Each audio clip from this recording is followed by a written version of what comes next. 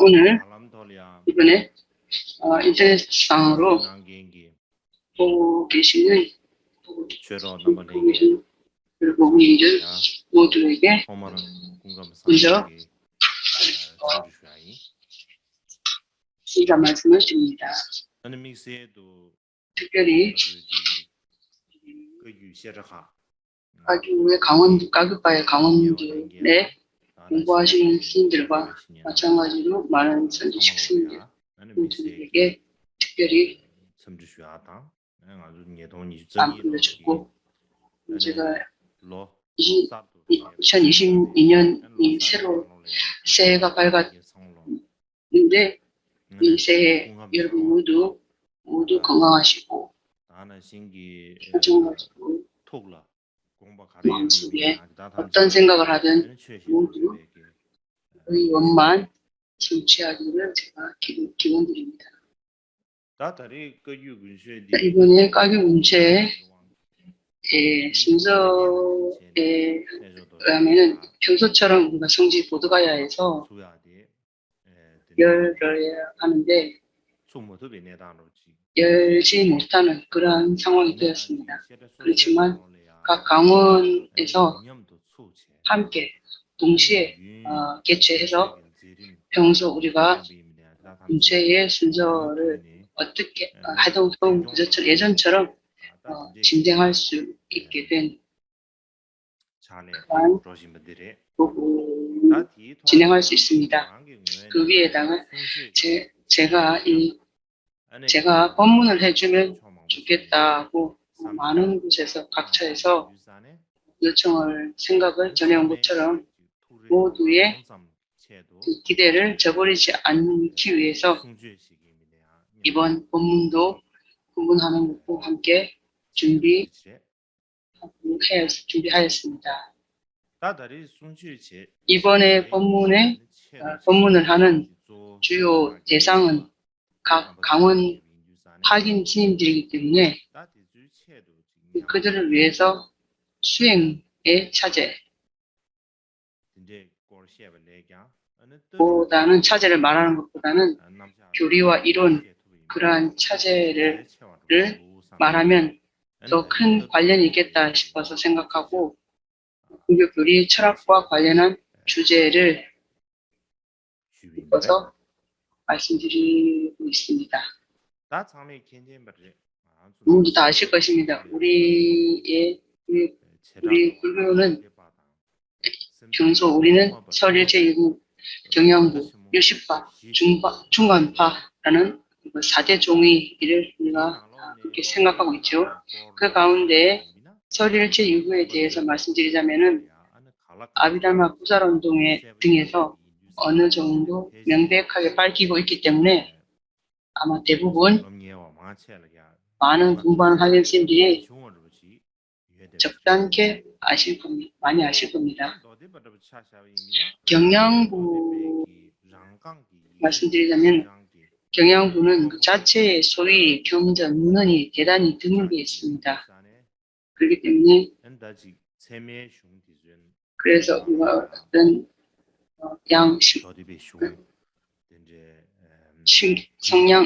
성량 부분에 대해서 우리가 경양부 안에 조금씩 이렇게 들어있지만 그 경양부 경전 자체에 다 많이 함축되어 있지는 않습니다. 중간파를 말씀드리자면은 티베트 불교 철학 모두 나다, 너다, 그다 이렇게 말씀해 놓으셔서 대개는 중관학에 대해서는 잘 아실 것이기 때문에 중관에 대해서 알지 못하고 생각지 못하는 것을 제가 말할 것이 여러분들에게 말씀드릴 것이 어디 있겠습니까? 그렇지만 유식학파의 철학에 관해서는 일반적으로 티벳에는 유식파의 어떤 철학을 지닌 유식학파의 문헌 그리고 어떤 교의를 지닌 인도의 유식과 문헌을 티베트로 역경을 하신 분들도 중관을 철학을 아래 위로 끌어당겨서 그래서 다 중간 철학으로 중간파의 경전이라고 이렇게 했는데 그러한 이유로 인해서 유식학파의 그 오리지널 문헌이 무엇인지 우리가 확인하기 어렵게 되었죠.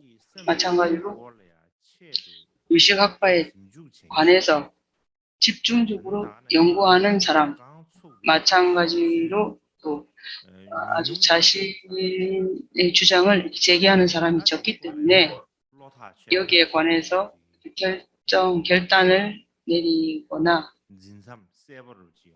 어떤 새로운 단론을 내리는 어렵습니다. 그러니까 지금 세계의 학자들이 유식에 관해서 토론하고 연구하는 사람이 많지만 그것에 대해서 우리가 그 정도로 알기 때문에 유식학파에 대해서 아마도 우리는 여전히 큰 어둠, 무지 속에 빠져 있다고 생각됩니다. 그렇다고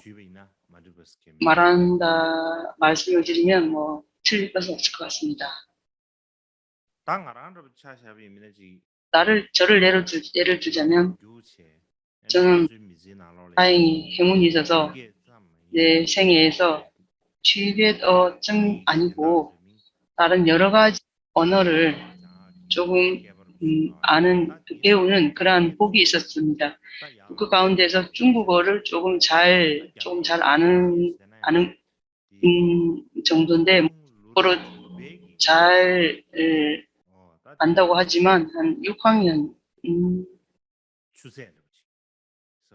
어떤 수준 정도밖에 아주 고단수는 아닙니다. 왜냐하면 제가 어릴 때부터 6학년까지 중국어를 6학년까지 배웠고 그래서 이제 그 이후로는 인도에 내려와서 배울 기회가 없었고 그래서 이제 중국에서 6학년의 수준에 이르러서 전 그대로 이제 그만두었습니다. 그래서 6학년 정도의 수준 정도밖에 없습니다. 그렇지만 평소 어떤 중국에 관심이 있어서 공부를 할 때 그러한 공부를 했는데 그런 덕분에 중국어로 된 그 부처님 경전을 주로 하는 그래서 큰 바다를 헤엄치는 정도 그 정도 배울 기회가 좀 있었습니다. 제가 어릴 때는 중국어를 가르치는 선생님들이 많이 계셨습니다. 그분들의 이름을 모두 제가 생각해 보지만 다 기억이 나고 어떤 분 생각이 안 나고 그렇습니다. 어쨌든 제가 어렸을 때 제가 공부할 때 많은 선생님 계셨습니다. 대부분의 선생님들이 티베트 인종이었고 티베트 민족이었고 그래서 그 선생님들이 한 80~90% 지금 그래서 그분들께 제가 많은 선생님들한테 중국어를 배울 때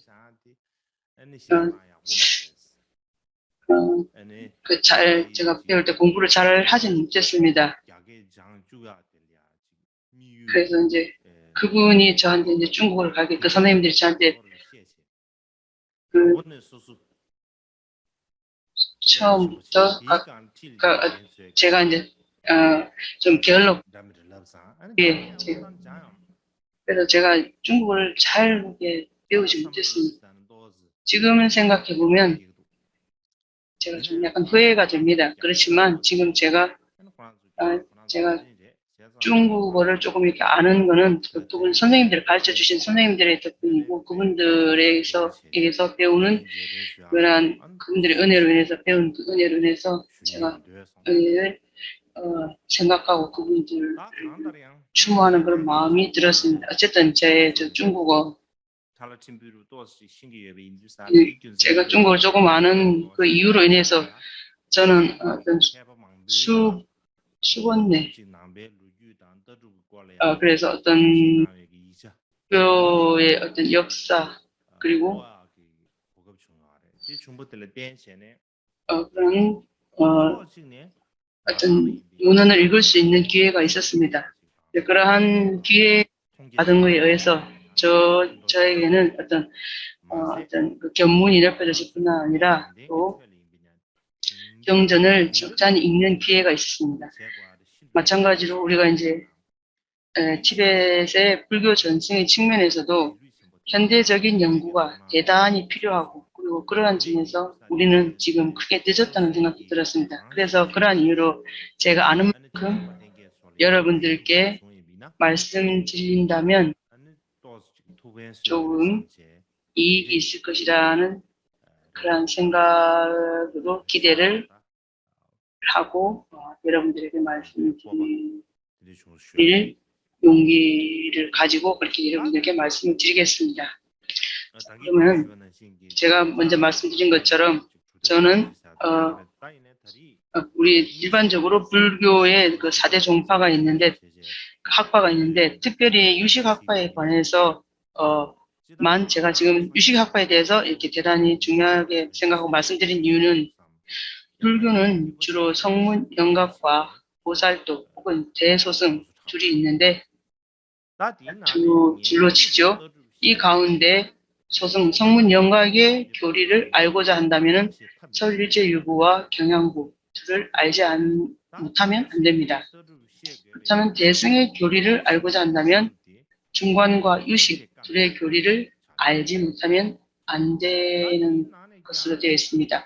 그 가운데에서도 예를 들면 현자의 향연 등에서 말씀하시기를 월층보살이 제세시에 계실 때 나란다 대학에서는 월층보살 말고는 모든 학자들이 유식학파 뿐이었다고 이렇게 말씀하십니다. 그래서 그것을 볼 때 인도에서 중관과 유식학파 둘 가운데에 학파가 더 널리 전파되어졌고 전해진 것처럼 보이고 마찬가지로 중관과 유식의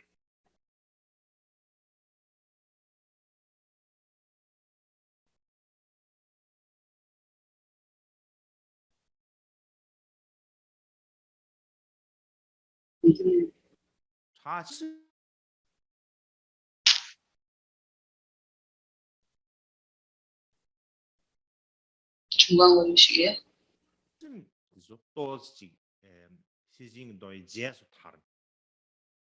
반야경전 뒤에 안 들렸습니다. 그래서 이제 먼저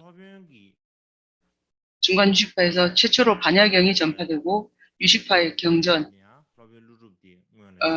능가경 등이 후대에 약간 전해졌고 현자들 중에서도 용수보살이 먼저 출연하시고 무착자가 후대에 오신 것은 중간파가 먼저 전파되고 유식파가 후에 전해졌지만 중간학파의 교리가 무착부자의 마음에 들지 않았죠. 거기에서 그것을 수용하지 않으시고 다른 교리를 찾아서 나중에 그런 유식파 교리를 찾아서 후에 전해졌지만 나중에 중간학파의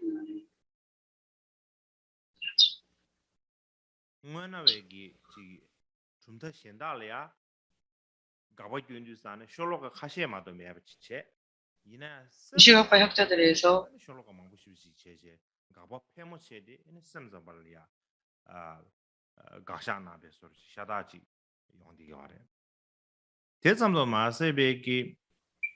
그뿐만 아니라 잘 안 들리는데 유식학파의 학자들에 의해서 불교의 논리학의 전통이 널리 전해졌습니다. 불교 논리학으로 학은 불교도 우리 불교도뿐만 아니라 인도의 힌두 그리고 인도의 나형파 등 마치 다른 인도의 다른 종파 종교 내에도 영향을 미쳤습니다. 중간에서는 논리학을 아주 이렇게 중요하게 여기고 그래서 중간학파와 유식학파에 관해서 많은 설들이 있습니다. 마찬가지로 중간학파를 분류하면 규루논증파와 자립논증파로 분류할 수 있겠죠. 그렇게 둘로 분류한 뜻도 청변보살과 월층보살 두 분을 자립논증파의 주장으로 이유로 들었다 안 들었다 하는 것에 의해서 그러한 설이 나왔다는 그런 말도 있습니다. 청변보살과 월층보살 두 분은 자립논증파의 그래서 월층보살이 청변보살에게 자신은 외도 논서에 통달했음을 보이고자 해서 그러한 등의 말을 한 의미도 청변과 진나보살이 주장하는 근거를 따르는 것을 알 수 있기 때문에 청변도 후기 인식파, 월층보살은 전식파로 그렇게 알려진 이유가 그러한 것입니다. 특히 인도 내에서도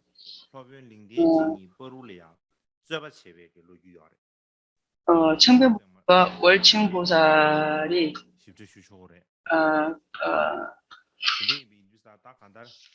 논쟁을 한 그러한 역사가 많이 있습니다. 여기에 대해서는 제가 나중에 말씀을 드리겠습니다. 그래서 마찬가지로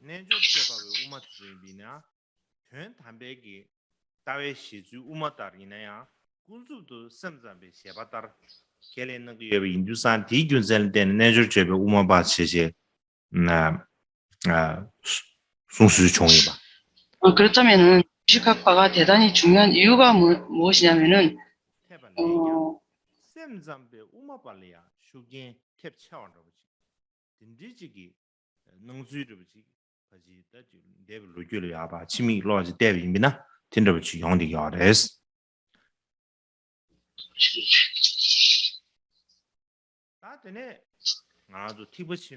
자, 우리가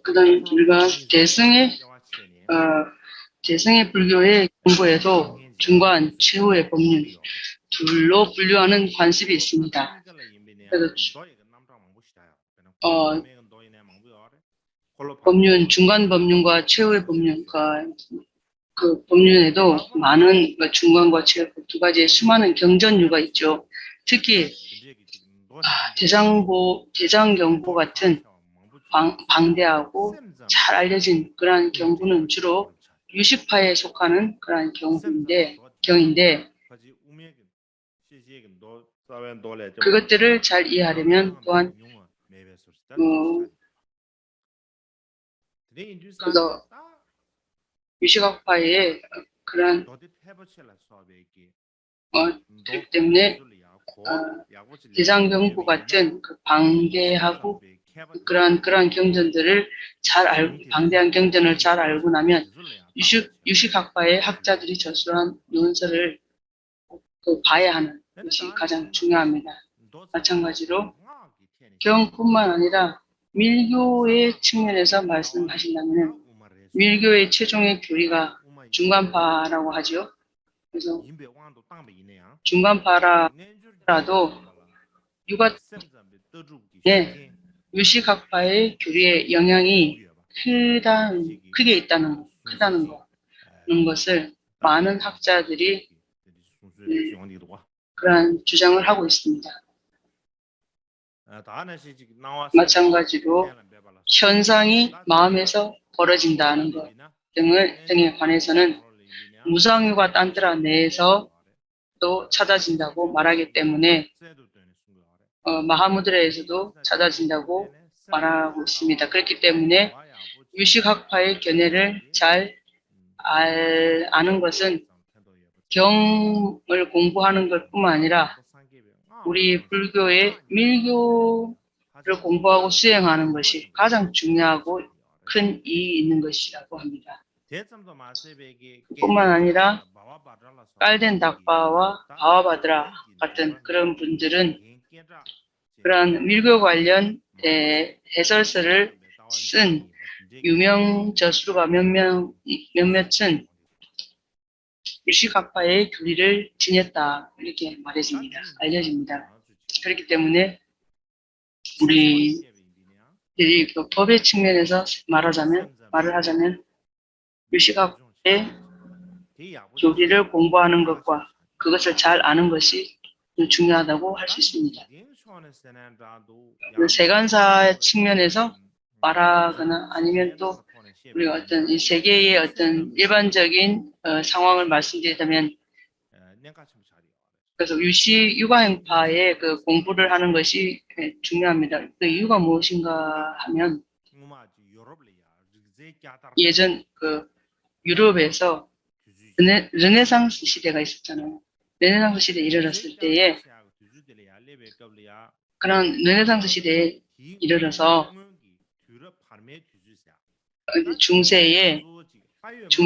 그전에 중세가 있었죠. 그 중세 시대에는 신본주의였습니다. 그러한 르네상스 시대에는 신본주의에서 벗어나서 신을 믿는 그런 주의에서 벗어나서 서구인들이 생각에는 어떤 자연과 인간은 대립한다고 인지를 하고 인간이 자연을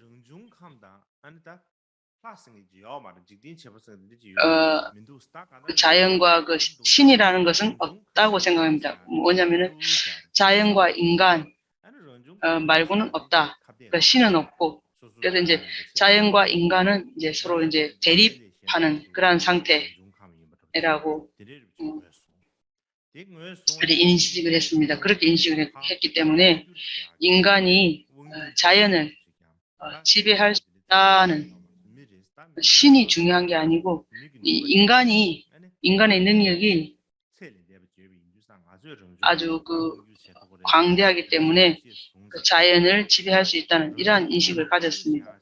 그래서 자연을 지배할 수 지배하기 위해서 자연과학을 대단히 신속하게 발전을 시켰습니다. 그러나 그러한 영향으로 인해서 허물은 뭔가 하면은 어떤 환경을 파괴하고 대기오염을 야기하는 등 많은 어려움을 겪었고 지금까지 그러한 영향을 겪고 있습니다. 그런데 사람과 다른 생명들이 지상에서 생을 영위할 수 있다 없다 하는 그러한 큰 어려움, 큰 두려움을 지금 우리는 받고 있습니다. 내가 그렇게 그러한 두려움을 야기한 이유는 우리가 자연과학을 발전시키고 자연을 아주 크게 파괴한 그러한 이유에서 그러한 두려움이 생겨난 것입니다. 그렇지만 유식학파의 견해를 바탕으로 볼 때 우리들과 그 자연 둘은 상호 대립 같은 거 하는 그러한 자체가 결코 아니라는 것입니다. 왜냐하면은 자연이라고 하는 것은 자신의 마음이 만들어낸 것, 마음의 현현이라고 생각합니다. 그렇기 때문에 자연은 자신의 일부인 것이기 때문에 각자 대립해서 그래서 어떤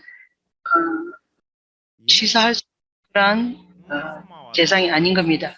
그렇지만 유물론자와 자연과학의 이론에 큰 영향을 받았기 때문에 현대의 많은 사람들이 유식학파 같은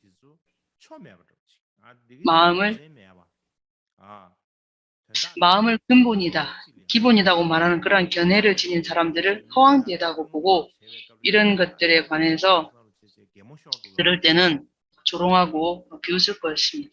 비웃고 있습니다. 주로 우리는 그렇게 된 그 주된 이유가 무엇인가 하면은 우리는 어려서부터 과학을 공부해서 어릴 때부터 과학을 공부했죠. 그래서 과학 공부하고 그리고 어떤 유물론자의 견해가 우리한테 습기가 쌓여 있죠. 그래서 각자 혼자가 아니고 어떤 이 전 사회 내에서 그러한 견해를 지닌 그러한 사람들이 많기 때문에 그래서 유물론자의 견해가 당연하다 이렇게 여기고 이 그대 사회에 그러한 영향을 유물론자의 주장이 당연하다고 여기고 그래서 유심론자에 관해서 마음을 기울이는 이는 대단히 적습니다. 그리고 거기서 어떤 유심론자에 관해서 마음을 기울이고 흥미를 갖는 이는 대단히 적습니다. 그것을 믿는 것은 그보다 더 드뭅니다.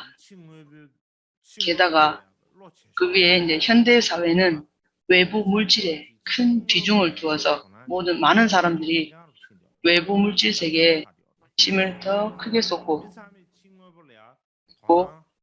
모든 사람들이 외부 물질에 더 크게 관심을 갖고 물질의 발달을 점점 키우고 있습니다. 그렇기 때문에 그러한 이유로 유물론자들의 그러한 이론에 의심을 품는 이는 거의 없는 것 같습니다. 그러나 한편으로 말하자면은 유식학파의 견해는 아주 중요합니다. 그것도 예전부터 옛날부터 아주 그래서 유식학파의 그 견해는 옛날부터 아주 중요하였고 그래서 교리 혹은 논리학인데 특히 옛날에는 많은 사람들이 유식의 설에 그런 믿음을 가지고 있습니다. 그래서 그러므로 이제 요즘 사람들은 선과 악이 뒤바뀌고 취사 버리고 취하는 그런 길이 뒤바뀐 지금 이 사회 안에서는 유식파의 견해를 공부하는 것이 가장 중요합니다. 왜냐하면 유식학파를 공부하게 되면 각자의 어떤 그 지식이 발전할 뿐만 아니라 그래서 우리 의식의 어떤 의식 자체에 변화를 줄 수 있고 우리의 어떤 생각을 변화시킬 수 있고 마찬가지로 그리고 우리가 어떤 세계를 생각하는 생각 그리고 자신의 생각 자기 일생의 어떤 핵심을 생각하는 그 모든 것에 우리가 변화를 줄 수가 있고 그런 것은 모두 생각의 세 가지 무명을 밝히는 그런 이익이 유식학파의 그 견해를 공부하는 것이 이렇게 아주 필요 불가결한 그러한 부분이 되고 있습니다. 그렇기 때문에 그렇지만 우리의 어떤 생각이 필요한가 하면 오늘날 이 사회는 기계가 발달된 시대이고 그리고 어떤 우리가 미래에는 사람이 없고 아마 기계가 일을 다 할 것이고 마찬가지로 또 어떤 소셜 미디어 같은 어떤 어떤 인터넷 어떤 정보화 사회가 되어 있기 때문에 그러한 기계화와 정보화 시대가 사회가 되어서 마치 아궁이 난로 위에 끓는 물처럼 한순간도 이 마음을 쉴 수 없게 되었습니다. 기계는 지치는 게 없죠. 그래서 사람보다 빠르죠. 그래서 어떤 기계는 매 순간순간 어떤 생산을 하고 있지만, 그래서 우리는 이제 그렇기 때문에 마음이 전혀 편하지가 않고 불안해서 잠시도 쉴 수 없고 없는 그러한 상태가 되고 있습니다. 그러한 상황 안에서 우리는 어떤 상황이 되겠냐면은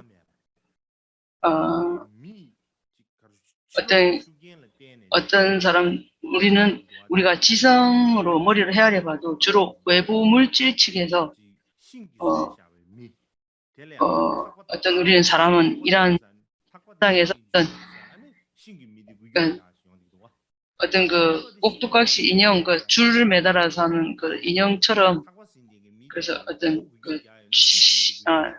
줄을 매단 그 사람이 움직이는 것처럼, 그 인형이 움직이는 것처럼 우리 마음도 외부 물질의 압박과 지배 아래에서 놓여가지고 우리가 자유를 잃어버리고 그렇게 지배받는 그러한 상황이 되었습니다.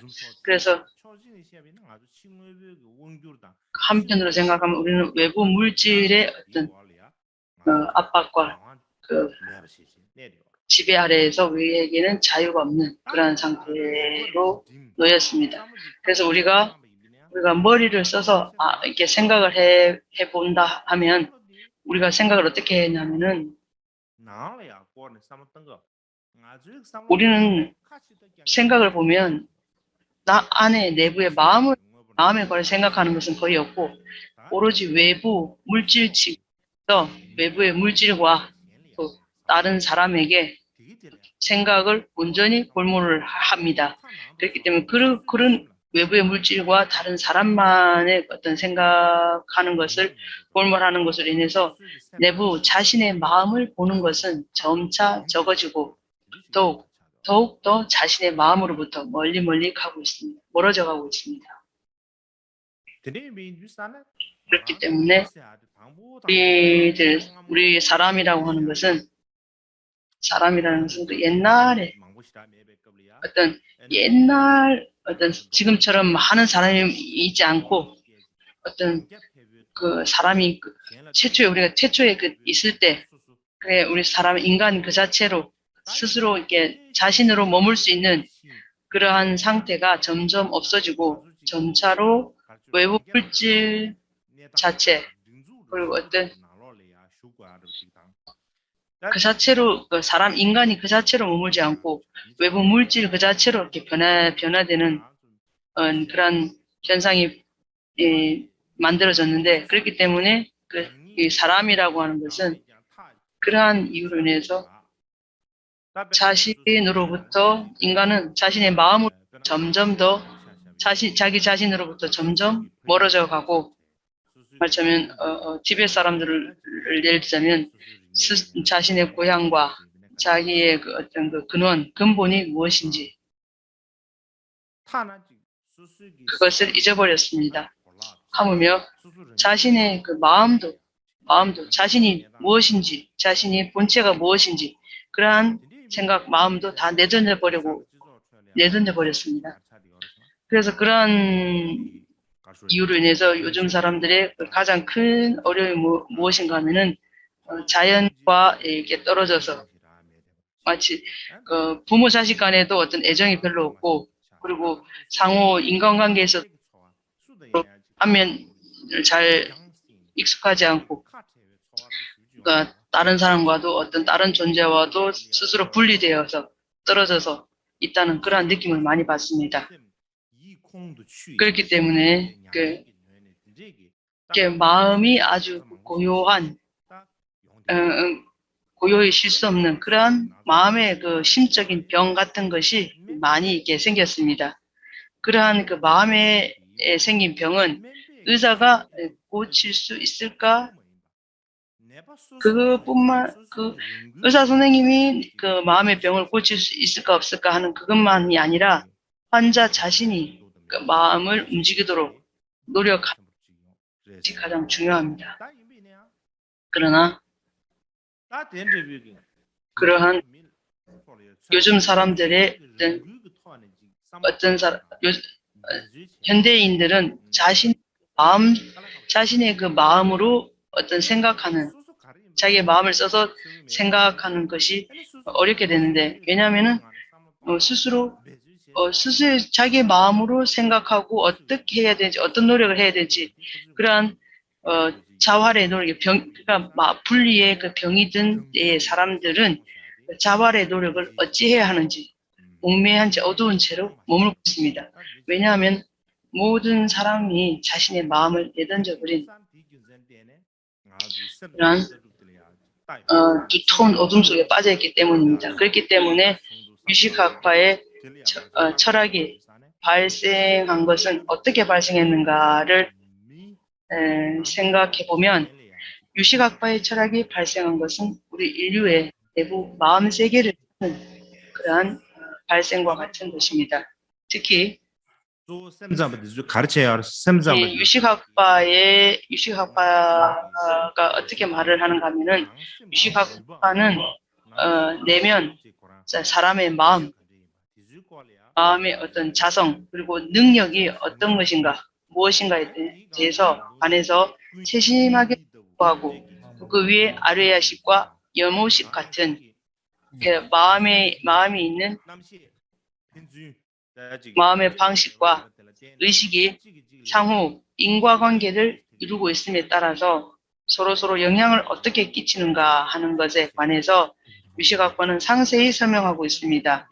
그렇기 때문에 그러한 이유로 요컨대 유식학파의 철학은 모든 심리학의 어떤 교재 같은 것입니다. 이것과 서양의 심리학을 비교해보면 유식학파의 철학은 심리학보다 나을 것은 없지만 못할 것도 없습니다. 특히 특별히 유식학파의 철학은 어떤 지성과 논리만을 말하는 심리학의 교재일 정도뿐만 아니라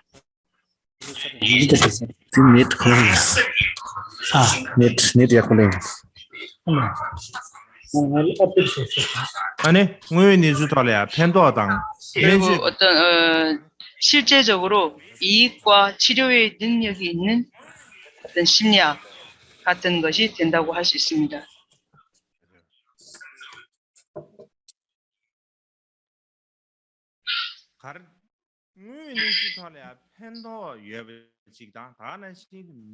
실제적으로 어떤 이익이 있고 사람의 그 마음을 치료하는 능력이 있는 심리학 같은 것이라고 할 수 있습니다. 그 이유가 무엇이냐면은 유식학파의 목표는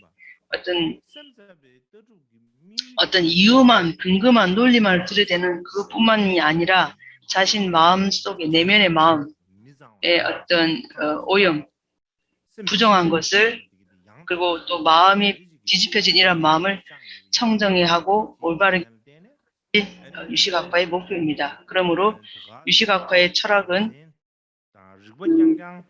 어떤 논리와 이론만 놓은 것이 아니라 논리와 이론을 펼친 그러한 교재 정도가 아닙니다. 그렇기 때문에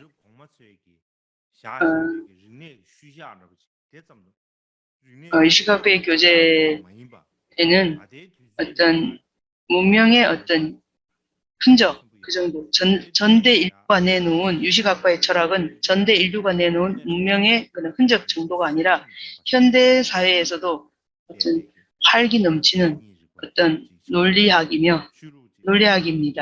또 종교입니다. 마찬가지로 위에서 말씀드린 것처럼 어떤 의사의 치유력을 지닌 그러한 심리학이라고 할 수 있습니다. 유식학파의 철학을. 유식학파의 교재 안에도 어떤 특히 과학과 부합하지 않는 또 종교의 어떤 기원을 주로 기원하는 그러한 부분도 많이 있음은 특히 뭐랄까요, 어떤 논리와 과학이 이렇게 부합한다고 말할 수는 없죠. 그래서 부합하지 않는 부분도 많이 있습니다. 그렇지만 우리 인류가 매일 그 생활하는 데 있어서 많은 상황이 생기죠. 발생하죠. 그래서 그런 많은 상황이 과학, 과학, 과학이 단독적으로 그러한 그 많은 상황을 해결하고 어려움을 없앨 수는 없습니다. 그래서 우리가 과거에 어떤 우리 인류가 계속 이렇게 머물 수 있는, 주할 수 있는 많은 능력 또는 용기는 과학이 아닌 다른 사물에 의해서도 이렇게 생겼습니다. 예를 들면 유식학교의 어떤 이 지성이 불교의 어떤 교리라 할 수 있고 또 고통에서 벗어나기 위해서 노력하는 사람의 그러한 용기와 능력을 지닌 그러한 마음을 지닌 우리 사람들의 어떤 새로운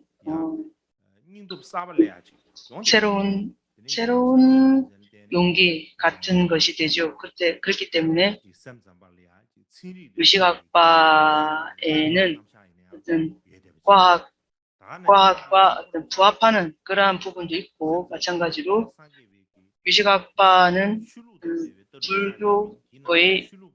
불교 종교이기도 하고 또 왜냐하면은 우리가 인생에서 많은 그 어려움을 과학이 다 없애기는 어렵습니다. 많은 사람들이 어떤 과학을 전지전능하게 모든 것을 다 해결할 수 있고 처리할 수 있다고 하지만 근데 우리의 어려움을 없애는 많은 부분들, 그 용기와 이런 것들이 과학 아닌 다른 사물에서도 다른 부분에서도 올 수 있는 것입니다. 그러한 특징을 지닌 유식학파의 어떤 교리가 지금까지도 끊임없이 머물고 있다 하는 것은 우리에게는 큰 행운이라 할 수 있습니다. 요컨대 지금 오늘날 사람들은 어떤 심리학을 대부분의 사람이 가장 좋아합니다. 그래서 가장 큰 흥미를 유발하는 지식이라고 할 수 있는데 불교 또한 마음을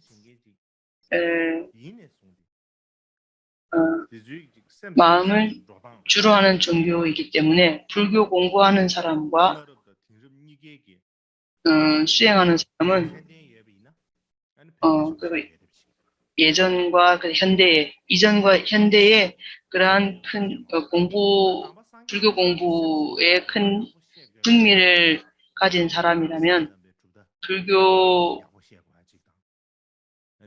불교를 해야 되고 불교를 잘 이해하기 위해서는 유식학파를 알아야 되고 유식학파에 대해서 잘 알려고 하면은 그 교재를 공부를 해야 합니다. 인도 말하자면은 유식학파 전해지면서 인도의 유명한 사원 학교들에서 중관 유식을 연결하는 그런 상황, 예를 들면 나룻바 등의 제세시에도 샨디바와 셀링바가 나라에 계셨는지는 잘 모르겠지만 셀링바 등의 어떤 유식학파의 많은 석학들이 유식학파였습니다. 그런데 인도에서 대성불교의 사원 학교들 사이에서 중관과 유식이 관련된 그러한 상황은 대승불교가 발달하는데 큰 이익을 주었을 것이고 주었을 뿐만 아니라 손해는 조금도 받은 적이 없습니다. 우리 부처님 자신의 어떤 근기, 자신이 근기, 힘, 신심이 다양한 제자들을 존중하는 의미에서 법도 다양하게 가르치신 것인데, 그래서 각자의 근기, 힘, 신심이 다르기 때문에 그러한 이유로 인해서 승에도 대소승 같은 어떤 대소승의 어떤 다양한 교리가 발달하고 향상된 주요한 요인이 되었습니다. 그래서 자신의 제자, 부처님 자신의 그 다양한 근기를 지닌 제자들을 제접하기 위해서 다양한 그러한 가르침을 베푸신 것이 주요한 이유입니다. 그렇지만 이제 티베트에서는 하늘도 중간, 땅도 중간, 나도 중간파, 또 그도 중간파 이런 말을 하죠. 그래서 중간보다 하위의 교리는 좀 심하게 무시하기도 하고 멸시하는 그런 경향이 있었습니다. 그것은 이제 어떤 용수보살의 견해에 어긋난다, 뭐 이런 식으로 무시하고, 그러니까 중간의 학설과 어긋나는 것은 그렇게 멸시하는 그러한 경향이 있었는데, 그것은 많은 손해가 나는 일입니다. 이익보다는 손해가 큽니다. 특히 우리는 중간파라고 쳐도 간혹 우리의 그 중간이 어떤 것인지, 다른 사람은 다른 것은 또 어떤 것인지를 분별해 아는 것에 의해서 완전히 명확히 알게 됩니다. 그렇기 때문에 우리가 자신이 중간파인 것을 잘 알고자 한다면 유식파가 어떤 것이 유식파인지를 알아야 합니다. 만약 그렇지 않다면 중간학파의 경전, 모든 경전이 이전에 그건 아무것도 아니다라는 그런 가치를 알지 못하면 유식학파의 어떤 그 상황을 유식파 아무것도 아니야 하고 어떤 우리가 관심을 기울이지 않고 관심을 아주 없애버리고 무시해버리면은 그것의 어떤 공덕과 어떤 이익을 얻기가 그것으로부터 이익을 얻기가 어렵습니다. 예를 들면 우리가 오늘날 이 세계 아주 큰 대도시 같은 데 많죠. 이 세계 큰 대도시에는 그런 도시에서 예를 들어 티베트 사람을 좋아하지 않는다면 좋아하지 않는다고 예를 들면 좋아하지 않기 때문에 그 티베트 사람에게 관심도 기울이지 않고 티베트 사람들의 어떤 능력과 그런 힘이 있는 건지 그걸 알라고도 하지 않고 모릅니다. 그렇기 때문에 그래서 그런 무시하는 그 경향 때문에 더욱 점차 티베트 사람의 어떤 능력과 힘을 알게 되는 것이 더 어렵습니다. 마찬가지로 중간파와 우파파, 중간파와 유식학파를 생각할 때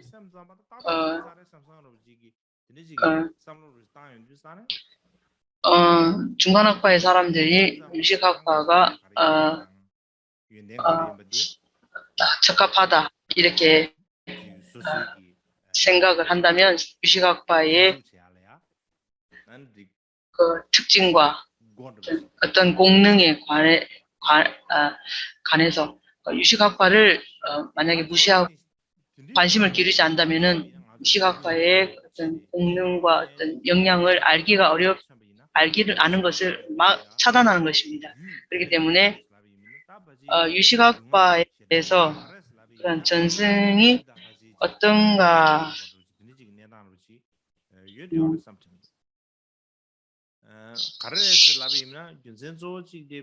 그래서 왜 그러냐면은 티베트의 대석학들 중에서도 먼저 유식학파의 어떤 석학이 누구인지 어떤 또 유식학파의 교리가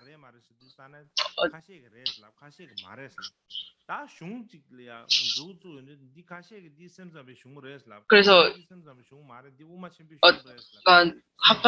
티베트 학자들도 유식학파의 어떤 경전 그리고 석학이 누구인지 그런 것을 서로 의견이 일치하지 않습니다.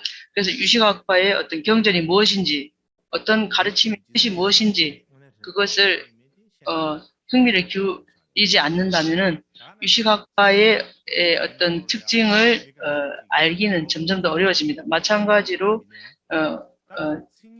유식학파의 소유경전이 무엇인지도 주장이 일치하지 않고 있습니다. 마찬가지로 강원생들이 수십여 년간 경을 본 사람이라 할지라도 어떤 유식학파에서 말하는 그 삼성, 세 가지 성품의 이치가 무엇인지 쉽게 말하려고 들면 대단히 어렵습니다. 일반적으로 우리가 견해, 높고 낮은 견해, 누구의 견해가 더 높은가, 누구의 견해가 더 누구의 견해가 더 낮은지 우리가 비교를 많이 하죠. 그래서 어떤 견해의 어떤 고하를 따져보자면은 중간학파의 견해가 가장 심오하다라고 알려져 있습니다. 하지만 견해가 가장 심오하지만 유식학파처럼 광범위한 종류, 큰 논쟁이 없기 때문에 중간파의 이런 작은 가르침에 의지해서 핵심을 풀면 그래서 중간학파의 어떤 다른 이론 작은 가르침에 의해서 핵심을 풀면은 다른 것은 약간 쉬워집니다. 그러나 유식학파의 견해는 종류가 많고 토대가 광범위하기 때문에 아무리 경전을 보아도 여전히 이해를 못하는 것이 많을 것입니다. 그래서 우리가 어떤 심오하다, 심오하지 않다라고 생각하면 중간학파의 그 견해가 심오할 것입니다. 그러나 광범위한 면에서 생각하면 유식학파의 그러한 범위가 더 넓다고 말할 수 있습니다.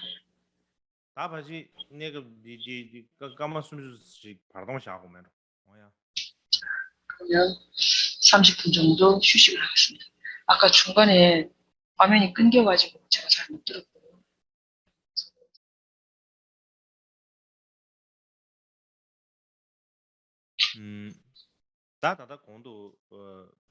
제가 먼저 말씀드린 것처럼 유식학파의 교리 철학은 종교 법에 대해서 법의 측면에서 생각하면 마찬가지로 승가의 어떤 승가 사회의 어떤 그 현상에 대해서 측면에서 말씀드리더라도 유식학파의 견해를 공부하고 그것을 수행하는 것이 가장 중요한 것이라 할 수 있습니다. 그렇지만 지금 인도에서는 부처님의 가르침이 쇠퇴했습니다. 그런 이유로 설일체 유부, 경영부, 중간파, 유식파 어쨌든 대소승 아무것도 없지만 아무것도 남아있는 것이 없게 되었습니다. 그렇지만 유식학파의 교리 전승은 인도에서 중국으로 전해지고 또 거기에서 일본으로 한국 빠졌습니다. 일본으로 빠져서 그 전승이 이어진 것으로 되어 있는데 전승이 없어지지 않고 이어지고 있기 때문에 유식학파에 관해서 공부를 하고자 한다면 중국, 일본 학자들의 말씀을 보고 연구하는 것이 가장 중요하다고 생각합니다. 마찬가지로 한국과 베트남에 관해서도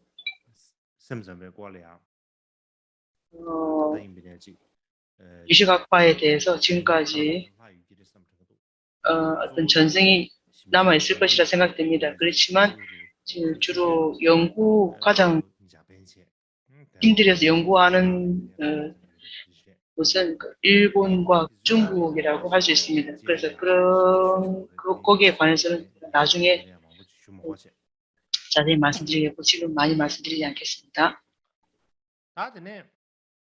그리고 우리가 유식파라고 이렇게 많이 말을 하는데 유식파라고 하면 누구를 말하는가, 누구를 가리켜서 유식파라고 이렇게 말하는가 하면 일반적으로 우리가 평소 일반적으로 유식학파라고 말을 하는데 유식학파를 어떤 문구를 설명을 하자면은 우리가 어떤 오직식이라는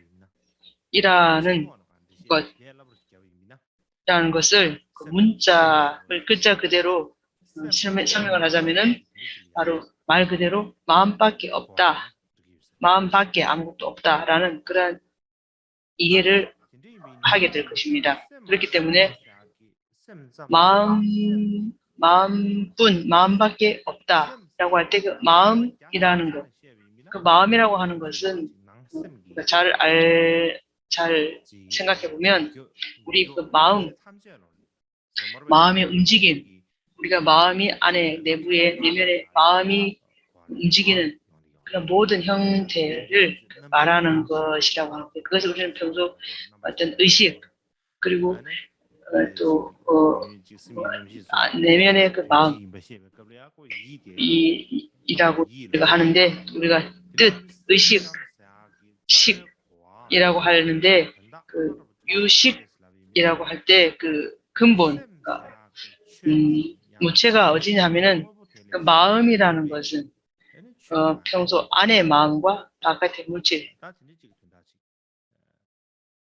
이렇게 우리가 두고 생각하는 그러한 것을 말합니다. 평소 우리가 생각하는 되게 보면 어떤 우리 내면의 그 마음과 외부의 물질 이 두 가지를 각자 떨어뜨려서 각각이라고 생각하고 그 외부의 물질의 실제를 우리가 두고 그래서 어떤 그 외부의 물질은 물질이 우리한테 다가오는 게 아니라 마음으로서 그 물질을 보는 이 두 것이 만나게 되는데 그것이 물질과 마음, 외부 세계 이것이 어떤 본질이 각각인 것처럼 다른 것처럼 이렇게 여겨지는 이것 우리가 지금 현재 실제적으로 보고 있지 않지 그렇게 마찬가지로 우리가 평소 우리가 이용하는 어떤 우리의 어떤 그 육근의 어떤 대상 우리의 우리가 몸 이것이 우리의 마음과는 어떤 다른 어떤 별도의 것으로서 우리 마음밖에 어떤 따로 가 있다고 우리가 생각을 합니다. 그래서 그런 이유로 인해서 우리는 외부의 그 외부 경계가 있고 그 경계가 의식으로서 우리가 인지를 하고 그리고 우리가 의식이 어떤 그 존재를 인지하게 하는 것으로 인해서 우리가 외부 마찬가지로 우리가 어떤 알고 느낄 수 있는 울타리, 바위, 집, 아니면 자신의 몸과 모든 소유물이 자신의 마음과 별개로 외부 세계에 실제로 이루어지고 또 밖에 산이 있음으로써 산에 오르는 사람이 있고 또 밖에 물이 있기 때문에 다리를 놓는다고 여깁니다. 그래서 자신의 몸이 있기 때문에 죽을 때까지 나다라고 생각하고 있습니다. 그래서 우리 자기 몸이라 하더라도 이 몸이 있기 때문에 죽을 때까지 이것이 나다. 그래서 우리에게 우리 오온이 나라고 이렇게 생각을 합니다. 우리 몸이 나라고 생각합니다. 그러나 평소 우리가 어떤 외부의 어떤 나타나는 현상기는 많은 사람들이 보고 있습니다. 그렇지만 그러나 서력기원 3세기, 4세기 무렵에 인도에서 아주 몇몇 위대한 사람이 탄생했습니다.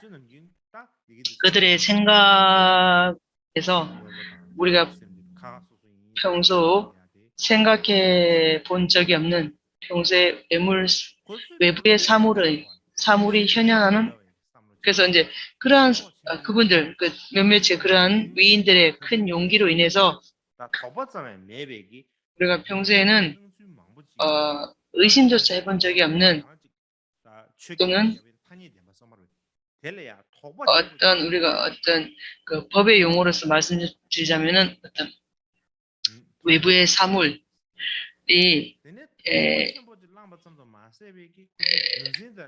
외부의 사물이 실제로 있다고 생각을 하기 때문에 우리는 그것을 의심조차 해본 적도 없습니다.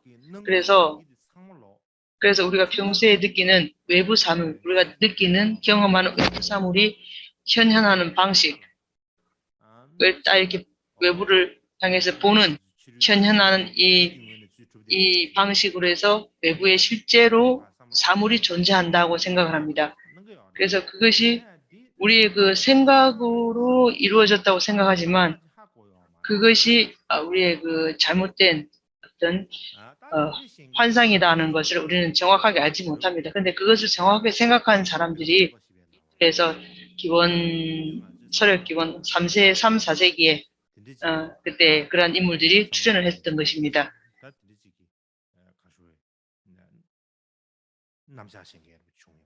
그러한 생각을 의식을 하는 그러한 사람들이 태어났는데 그런 생각을 하는 사람들을 육아행자라고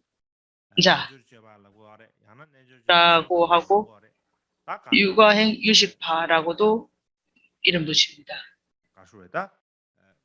그렇게 주장하는 사람들을 그러니까 육아행 유식파라고 이름 붙인 그들이 발달시킨 교리를 유식학파의 견해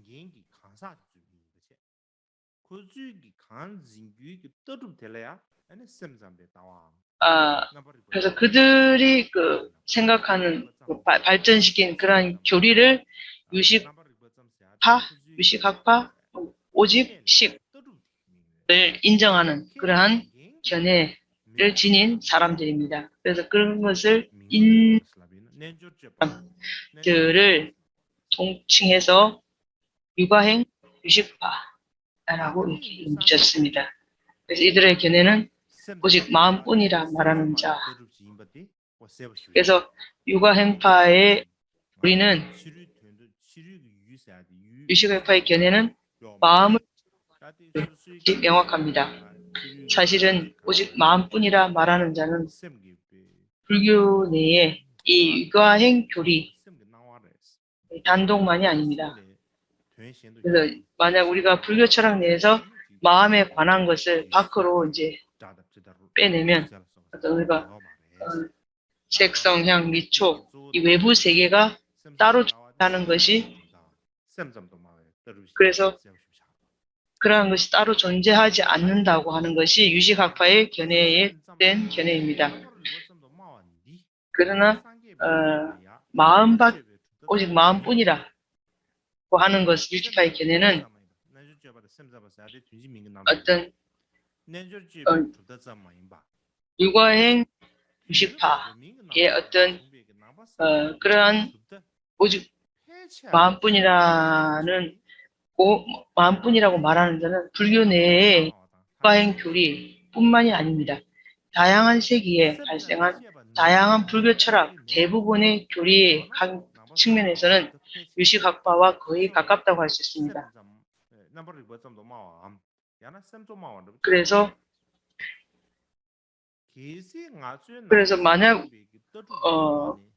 만약에 우리가 불교 철학 내에서 마음에 관한 것을 밖으로 빼버리고 나면 다른 것은 아무것도 남지 않을 것이라고 말할 수 있습니다. 왜냐하면 대부분이 불교에서 말하는 대부분이 그 마음에 관한 것이기 때문입니다. 그래서 불교에서 말하는 주제의 주요 주제는 마음에 관한 것이기 때문입니다. 그렇기 때문에 그래서 불교 철학 내에서 말하는 것은 마음에 관한 것인데 그래서 불교의 모든 교리 대부분이 교리 방면은 거의 유식학파와 가깝다고 할 수 있습니다. 그렇기 때문에 불교에서 마음의 상황을 그 현실을 고통이라고 보고 그래서 고통에서 벗어나서 행복의 상황으로 옮겨갈 수 있는 그러한 생각을 하게 됩니다. 마찬가지로 우리의 목표는 바로 해탈을 것입니다.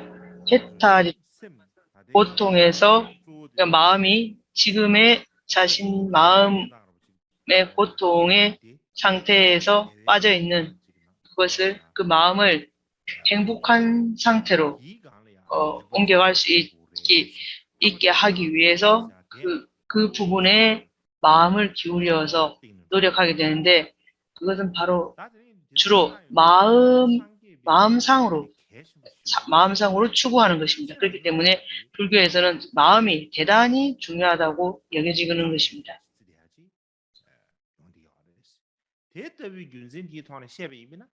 마음이 대단히 중요하다고 여기기 때문에 불교에서는 그러한 이유로 말하자면은 모든 불교는 모두 넓은 이해의 측면에서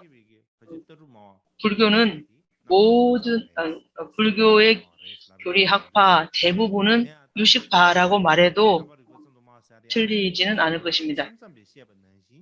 그렇지만 그들 모든 교리 학파들이 유식학파가 말하는 것처럼 이렇게 마음 위주로 하고 또 가까이 가고 있다. 마음에 근접하고 있다는 것은 명확합니다. 또 그 위에 예전부터 인도의 많은 석학들이 또 인도 어떤 석학 그리고 수행자 그리고 인도의 위대한 사람들 성자들이 요가, 유가, 엔졸, 유가라고 하는데 요가 우리가 평소에 요가라고 말하는 건 똑같습니다. 요가에 아주 큰 관심을 가졌습니다. 우리가 평소에 요가할 때 손을 들고 발을 들고 하는 그런 게 아니고 요가라는 것은 무엇을 말하는가 하면은 어떤 선정을 이루는 선정의 수행, 어떤 선정을 명상하는 어떤 지관을 닦는 그러한 수행을 의미합니다.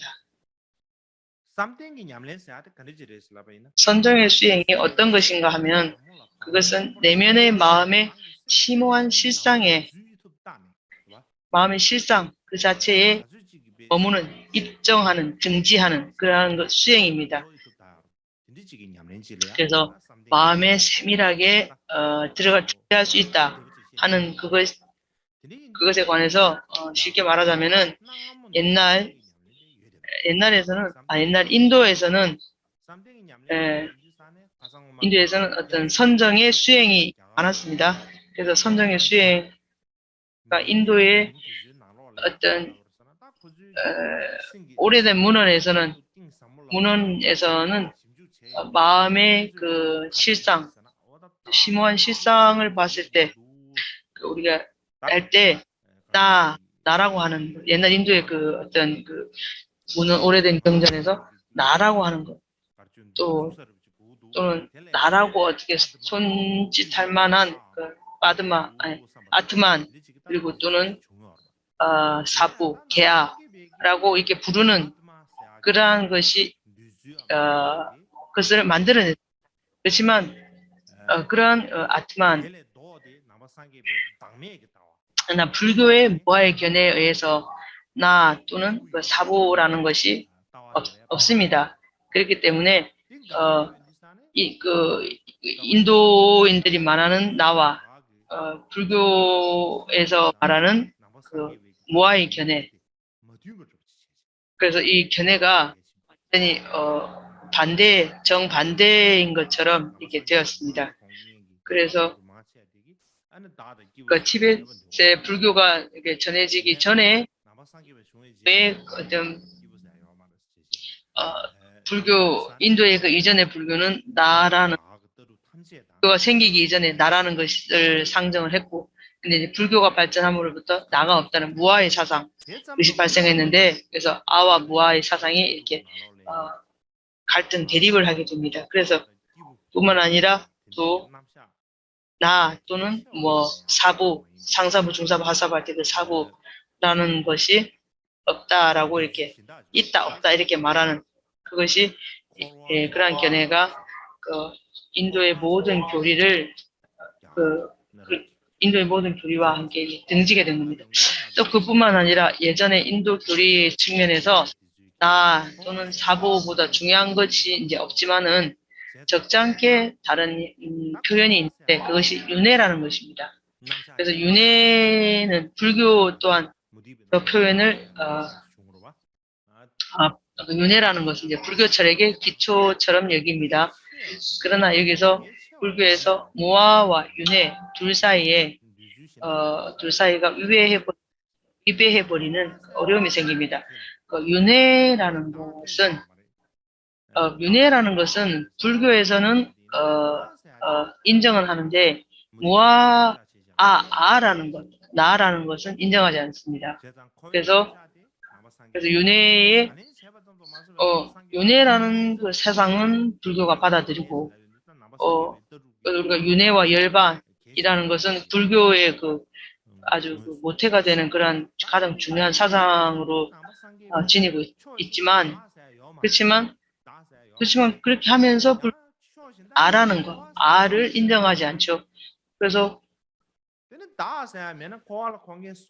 그러면은 나라는 존재가 없으면 윤회계를 윤회하는 존재는 누구이냐 하는 문제가 발생합니다. 그래서 나라는 존재가 죽어버리고 나라고 지칭할 만한 어떤 존재가 없게 되면 그래서 그럼 윤회를 하는 그 주체는 누군가 하는 어떤 그런 주객의 어떤 그런 어려움을 어떤 서로 그러한 논쟁이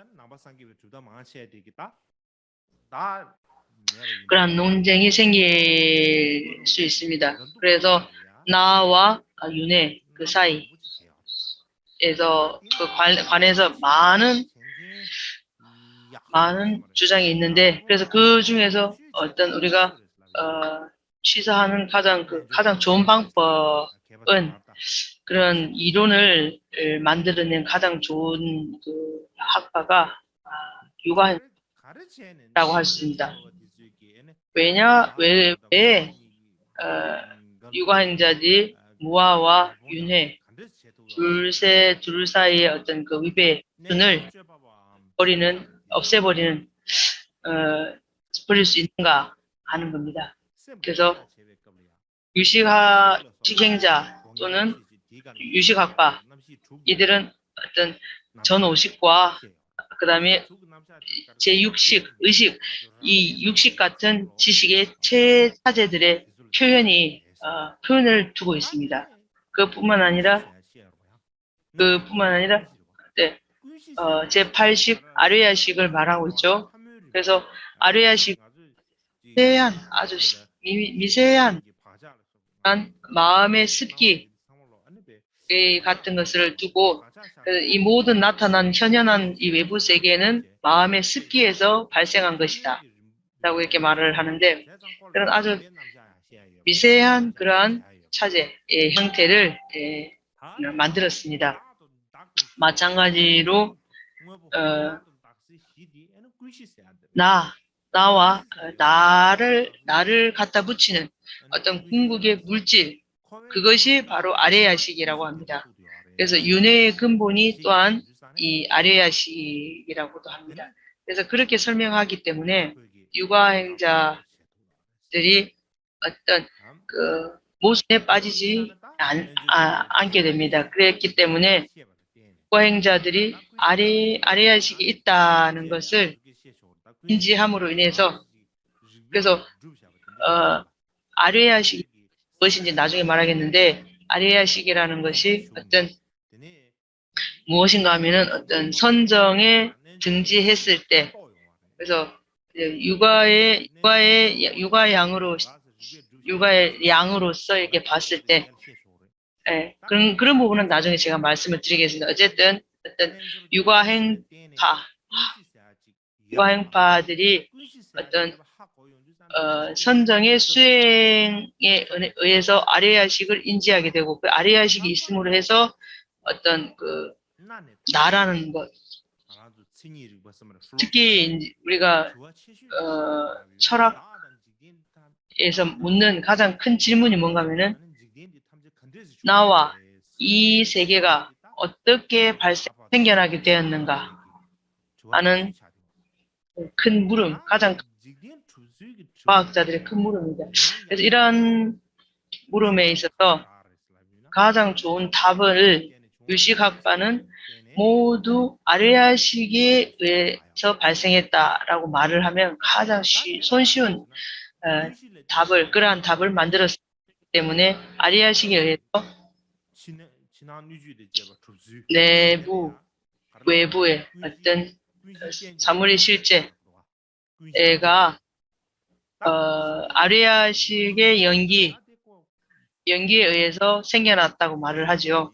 그래서 아레아식의 연기에 대해서는 나중에 말씀드리겠지만 내외 모든 법이 사물이 생기는 발생하는 능력 또는 종자가 바로 아레아식 위에 놓여 있다 이렇게 말합니다.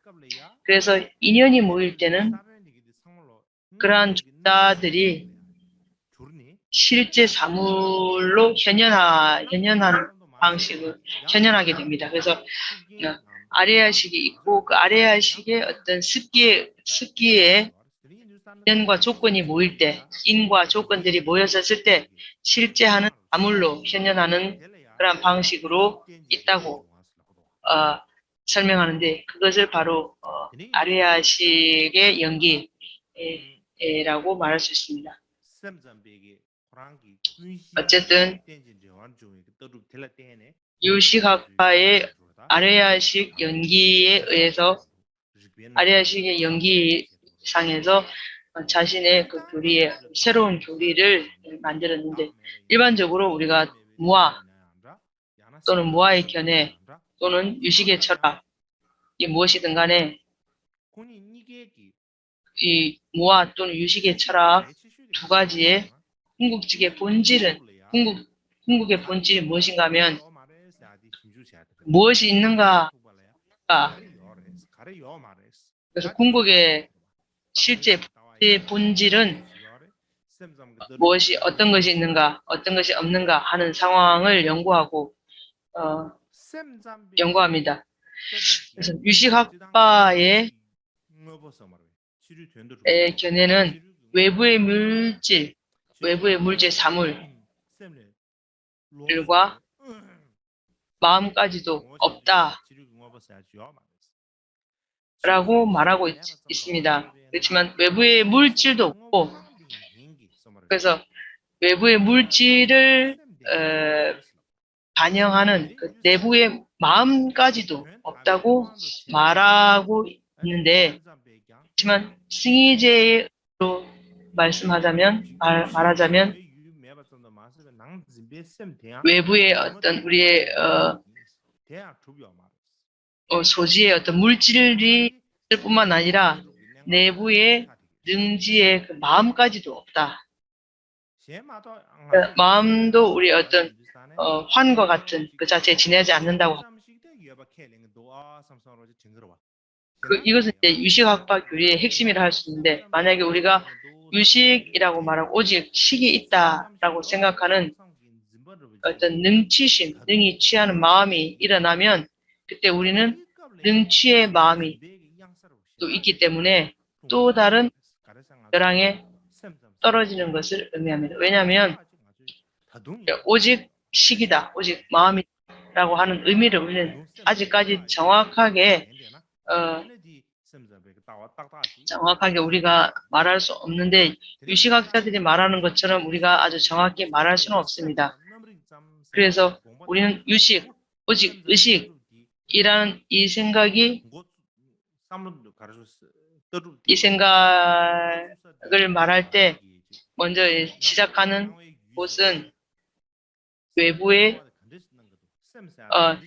사물이 그러니까 마음이 외부에 어떻게 현현해서 낮추는가, 사물이 어떻게 반영하는가 하는 그것을 탐구를 해서 그래서 그 실상을 천천히 탐구를 해서 그 실상에 점점 더 가까이 가게 되는 것입니다. 그래서 우리가 마음이라는 것은 우리의 마음이라는 있는가 없는가 하는 우리가 어떤 마음이라는 그 자체를 주제로 목표를 삼고 그 마음을 추궁하는 것, 그 마음을 마음이 어떻게 우리의 마음이 어떤 것인가 하는 것을 예리하게 추궁한다면은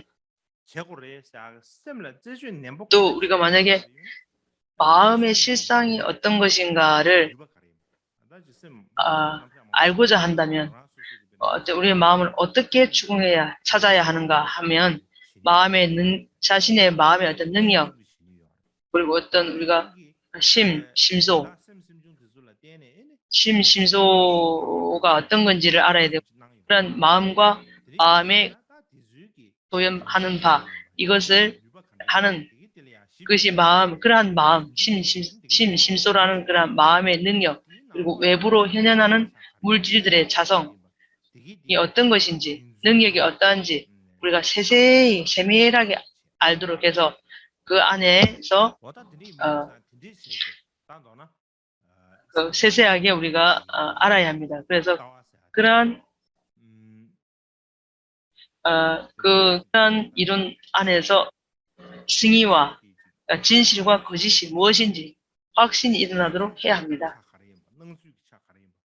그래서 우리가 마음의 상황 그리고 어떤 현현, 그러니까 실제와 현현이 어떻게 관련되어 있는가 하는 그러한 것에 대해서 우리가 참고해 보아야 합니다. 그래서 그러한 이유로 인해서 육아행자들에게 이후 이제 중국과 일본에서 법편의 교의라고 부르는 그러한 것이 생겨났습니다. 그때 그러한 생긴 이유는 모든 제법이 현현하는 또는 형상이 어떠한 그러한 사람의 교리로 발생했습니다. 그뿐만 아니라 유식학파는 교리뿐이거나 조지의 본질만이 아닌 수행하는 법 그 자체임을 아는 것이 중요합니다. 일반적으로 불교의 교리와 수행이 어떠한 것인가 하는 것은 수행에 대한 신심을 만드는 가장 중요합니다. 입으로 말만 해대면 내부의 마음에 아무 이익이 없습니다. 우리 견해가 어떠한지 모든 그 견해가 어떠하든 간에 내 마음을 고치고 교정하고 그리고 내 마음이 해탈을 내 도움이 되도록 수행을 하는 것이 필요합니다. 그래서 그렇지 않고 어떤 우리가 그러한 교리를 어떤 교리 철학을 아는 것 정도, 말하는 것 정도로 아는 것은 충분하지 않습니다. 그래서 우리가 그러한 교리들은 어떤 학자나 철학가가 생각으로 만들어낸 것이 아닙니다. 그래서 그분들은 수행을 통해서 선정의 수행을 통해서 그러한 교리들을 도출해내고 지금 우리가 윤회와 열반의 법이 어떻게 성립되는가 또 그것의 현상은 어떠한가 실제는 어떠한가 그런 것을 선정을 통해서 그분들은 알고 나서 선정, 수행과 선정을 통해서 입정에 들어서 알고 깨닫고 나서 그러한 것을 우리들에게 설명을 해주셨습니다. 그래서 그러한 것이 이제 교리로 발전된 것이지, 그렇지 않고 우리가 일반적으로 특히 우리가 어떤 아레아식의 형상 같은 이런 것을 어떤 우리가 머리로서 지성으로서 헤아리는 그런 것 정도는 충분하지 않습니다. 그래서 나중에 이제 더 자세히 말할 기회가 있겠죠. 네, 그렇기 때문에 유식이라고 하는 것이 어떤 것인가를 대충 말씀드렸습니다. 그러면은 지금부터는 어떤 우리 불교가 어떻게 발생했는가 그 역사에 대해서 제가 간단히 말씀을 드려야 되겠죠. 일반적으로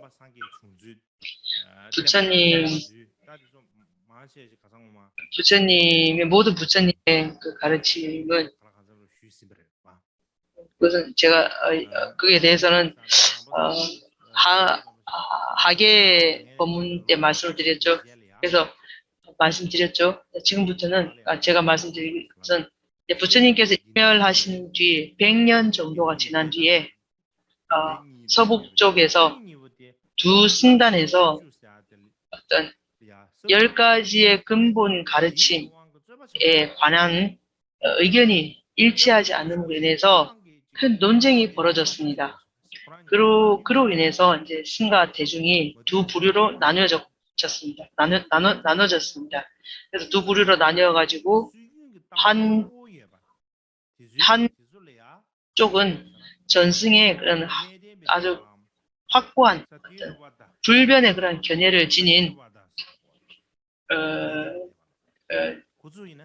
대중 부류인데 그 대중들을 테라바다 상자부라고 이렇게 말합니다. 그분들은 아주 어쩐 그 전해오는 전승을 아주 확고하게 견고하게 고집하는 그러한 부류입니다. 근데 이제 또 변화를 좋아하고 약간 어떤 변화해야 된다고 이렇게 주장하는 대중부 마하상깃라고 하는데 대중부 라고 하는데 그러니까 상좌부와 대중부 이 두 근본 부파가 생겨났습니다.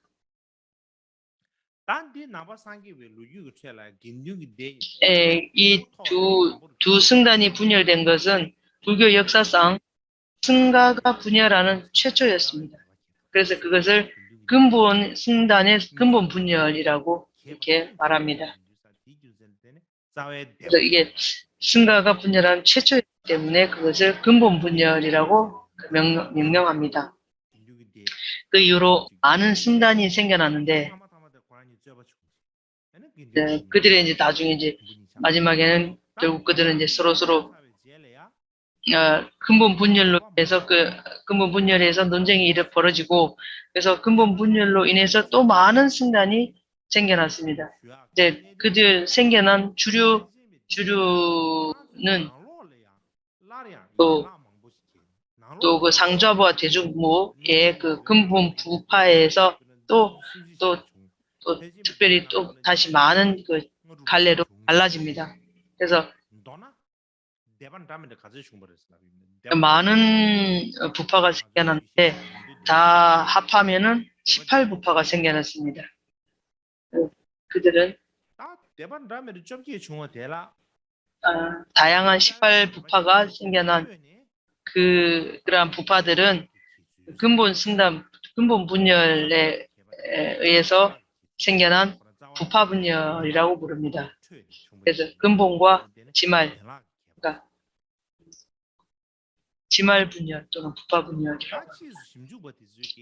또 나중에 이제 연구하는 학자들이 그와 같이 다양한 승가가 근본 이 승단의 두 승단의 그 분열 이후에 많은 부파가 생겨난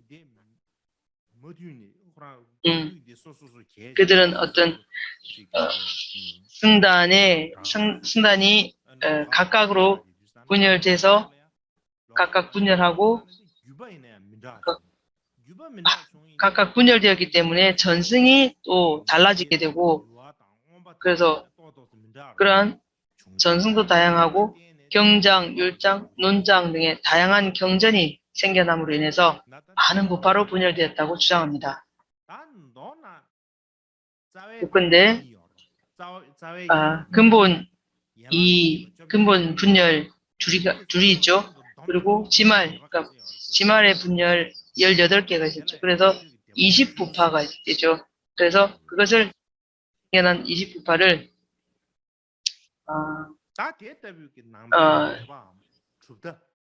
성문역학부파, 20부파라고 칭합니다. 그러한 관습도 생겨났습니다. 그래서 하나가 다른 하나를 공격하고 논쟁하고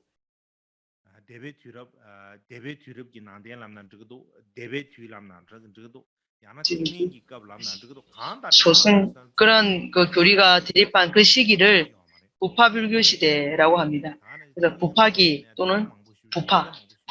또는 소승의 시기라고 부릅니다. 그래서 소승이라는 그 다른 하나를 보고 나는 법과 정법에 부합한다. 너는 부합하지 않는다. 뭐 이런 식으로 서로 공격하고 서로 분열된 시기를 부파불교 시대라고 얘기합니다. 그때는 소승이라고 말했죠. 제가 소승이라고 하는 말은 소승인들이 자신을 소승이라고 말하죠. 그럼 누가 말하냐면은 대승인들이 성문영각 부파들을 어떤 무시하고 능멸하기 위해서 소승이라는 말을 만들어 썼습니다.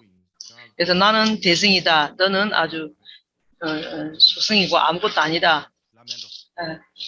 입 다물어라고 말했겠죠. 그래서 어떤 비난하고 하시하기 위해서 그러한 단어를 만들어낸 것입니다. 오늘날 우리에서 우리가 그 성문승들을 어떤 소승 히나야나 알죠. 그래서 히나야나 그러니까 소승이라고 말하는 걸 그들이 생각을 해내겠죠. 그래서 그렇게 말하면 남이 그렇게 말하면 기분이 안 좋죠. 그래서 그런 말을 잘 안 쓰면 더 나을 것 같습니다. 요컨대 불교의 많은 그 부파가 창궐한 그러한 시기는 기원전 1세기 전후에 아마도 발생했다고 이렇게 말할 수 있습니다. 그래서 어떤 분열 부파 시기를 기원전 1세기 전후로 보면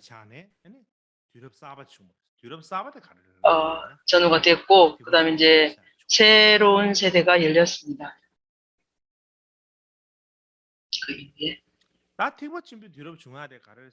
그래서 그 소승의 시기가 지나고 나서 대승의 시기가 이렇게 도래했는데 그 당시 새로운 대승 불교가 흥기한 그때 불교 부파인들이 주된 흥미를 보인 것은 부처님께서 설하신 법의 뜻을 크게 강조해서 연구하고 해설하는 그러한 것을 아주 중요하게 여겼습니다. 부처님의 뜻이 이거다. 어떤 사람은 이것이고 어떤 사람도 저것이다고 이렇게 말하고 그래서 부처님이 말씀하신 그것을 각자의 그 해설을 가하고 그래서 그들이 아주 깊이 생각해서 많은 해설서를 내놓았습니다. 해설을 하고 또 설명하고 해설뿐만 아니라 부처님께서 말씀하신 그러한 경전 그러한 것을 분류하고 체계화시키고 뜻을 풍부하게 많은 설명을 붙였습니다. 그래서 많은 설명을 해 놓았기 때문에 그런 저술서가 많이 생겼는데 그렇게 생긴 논서들을 보통 명사로 아비달마 부사론이라고 부릅니다. 그것은 이제 아비달마 부사론이라고 말합니다. 그래서 우리가 3장 가운데서 논장 말하죠. 그거와 비슷합니다.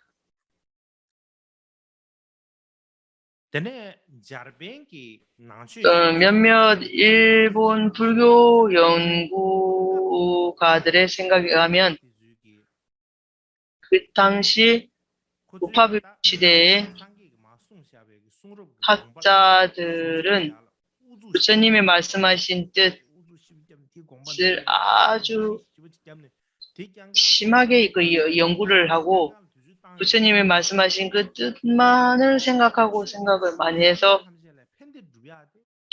그 말씀의 뜻만을 아주 집중적으로 연구를 했기 때문에 최초로 그 말씀하신 부처님의 그 법의 그 근본, 근원,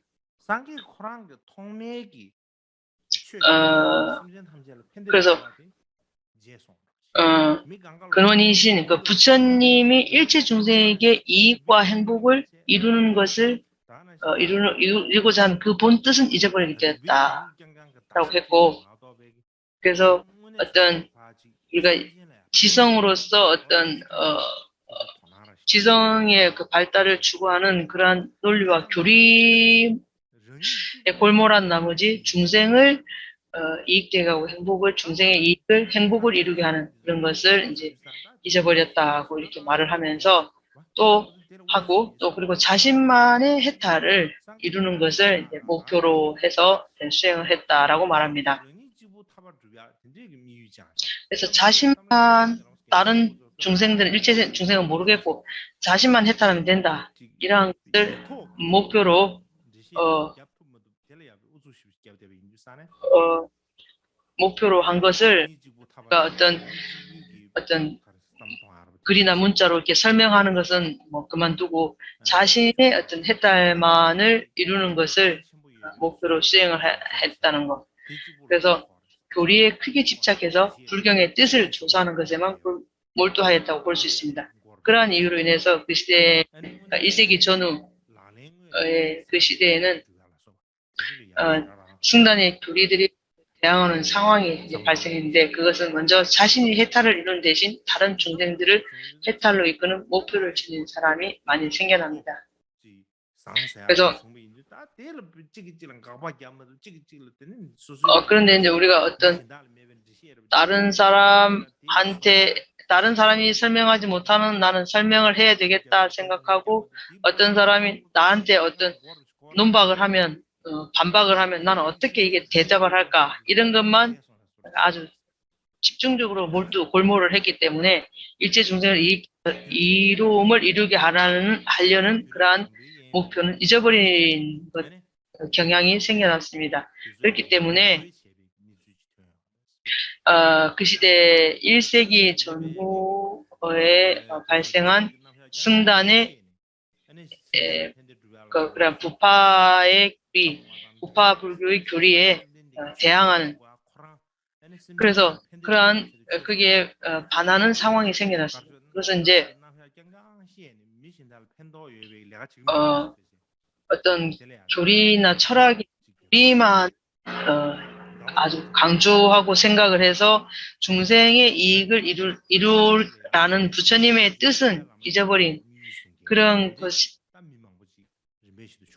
그러한 생각을 가진 그런 상황인데 그러한 생각이 많이 번성을 했기 때문에 먼저 자신이 해탈을 이루는 대신에 다른 중생들을 해탈로 이끄는 것을 목표로 목표를 가진 그러한 사람이 또 이유로 생겨났습니다. 그것은 이제 대승불교가 발달하는 시작의 어떤 증거였습니다. 그래서 우리가 견해의 대승을 크게 두 가지로 분류할 수 있습니다. 그것은 반야경의 토대로 하는 사람의 어떤 공성의 견해와 해신밀경 등의 뜻을 토대로 한 유식학파의 견해 이 두 가지가 있습니다. 그러니까 중국의 역경사 의정이 있죠. 그분이 이제 인도에 인도에 와서 지은 책이죠. 그게 바로 남의 귀 내법전이라는 기행문인데 그 안에 내용에 보면 의정법사가 7세기 말 인도에 도착했을 때의 그 불교의 상황을 설명하는 것을 이렇게 써놓았습니다. 어떻게 써놓았냐면은 그 남의기기 내국전의 내용 가운데 대승이라고 두 가지 분류에서 벗어나지 않는다. 그것은 그 의미가 뭐냐면은 뭐 대소승을 막론하고 두 가지 부류밖에 없다. 하나는 중간이고 하나는 유식이다. 육아행이다. 중간파는 세속제로 있고 승의제로는 공성이다. 공이다. 유식학파는 외부 사물이 없고 내부 마음이 있으며 모든 물질은 외부 사물은 오직 마음뿐이다 라고 말한다. 말하자면 이제 대승이라는 것은 두 부류가 있는데 하나는 중간파요 하나는 유식파이다. 중간의 교리는 중간에서 무엇이라고 말하냐면은 아디아메카라고 하는데 그 육아행파의 그 교리를 요가짜라라고 하죠. 나중에 대승의 제3의 교리라는 것이 발생을 합니다. 유식파와 중간파와는 다른 세 번째 교리 대신 열애장 사상이 있는데 그건 오늘 제가 말씀드릴 필요 없고 이제 그렇지만 어쨌든 일반적으로 알려지기로는 대승의 사상은 중간파와 유식파를 볼 수 있는데 어쨌든 나중에 이제 이후에 세 번째 교리 열애장 사상을 말하는 열애장 사상입니다. 그러니까 오마시도 중간 타공을 주장하는 것이 열애장 사상과 부합한다고 볼 수 있습니다. 그래서 열애장 사상파들은 나는 중간 학파이다. 가장 큰 중간 학파이다라고 아주 대단히 우깁니다. 그래서 우기는 그것은 한편으로 생각하면은 자 많이 말씀드릴 거 없고 쉽게 말하자면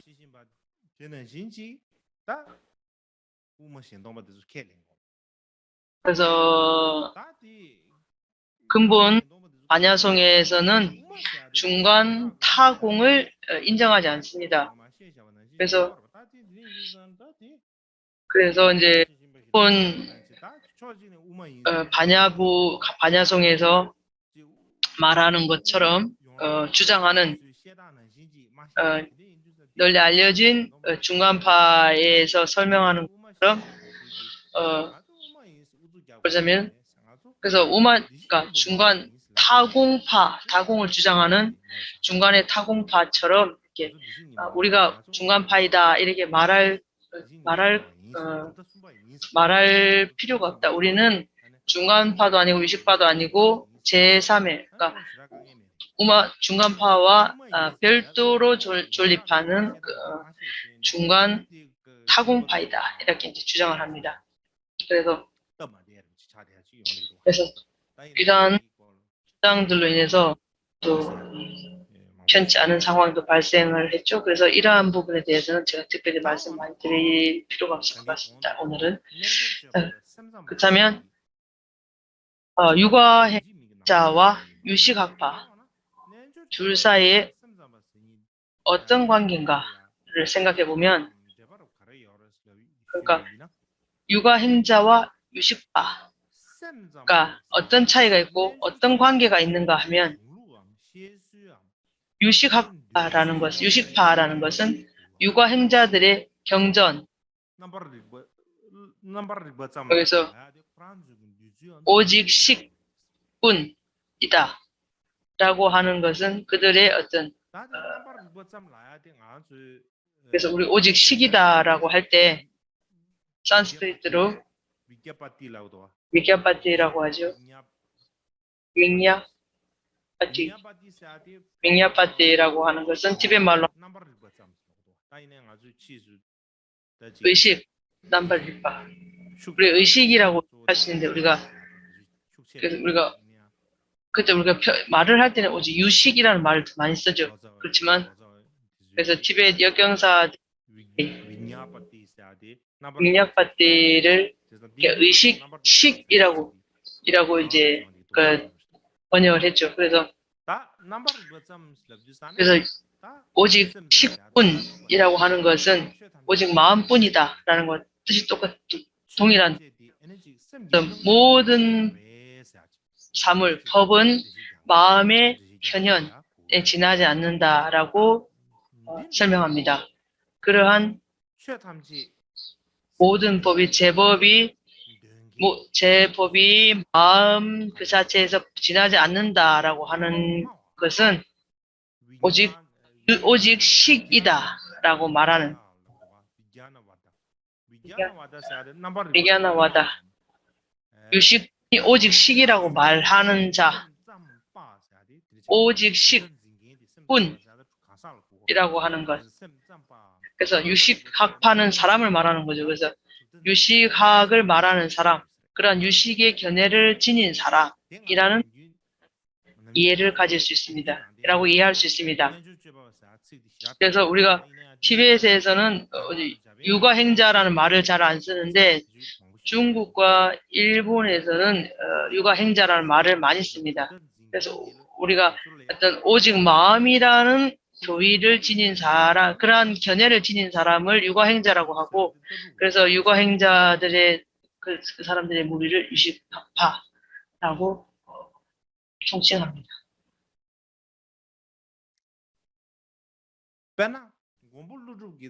예를 들면은 용수보살의 근본반야 짜와세라를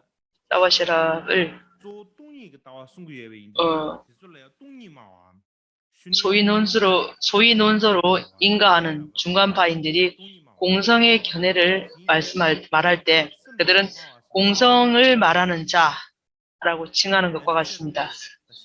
그래서 우리가 오직 마음뿐이라고 하는 그 명칭이 바로 모든 물질이 오직 마음에서 만들어졌다, 사물이 마음에 만들어졌다라고 하는 것과 같은 이치입니다. 그래서 중간파들이 어쨌든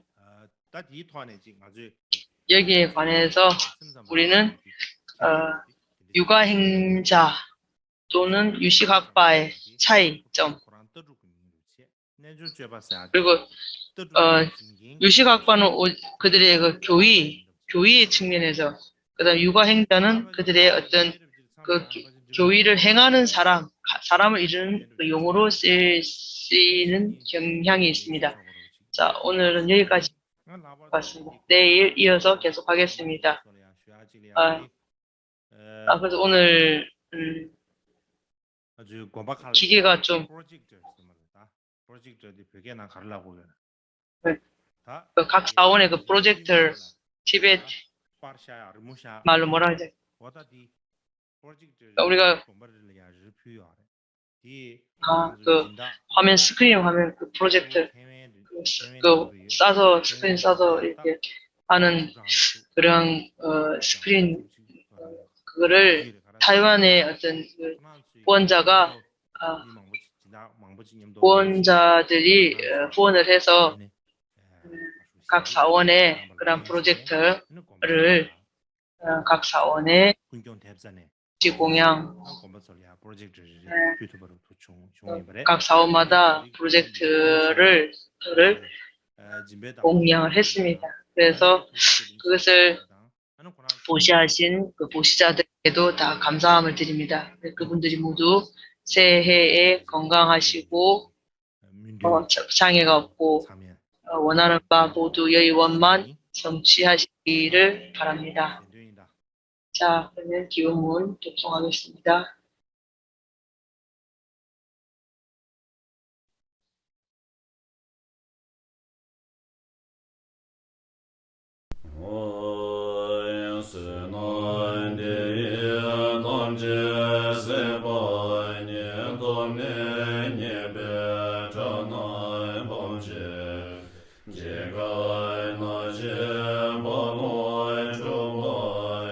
Sebe tsole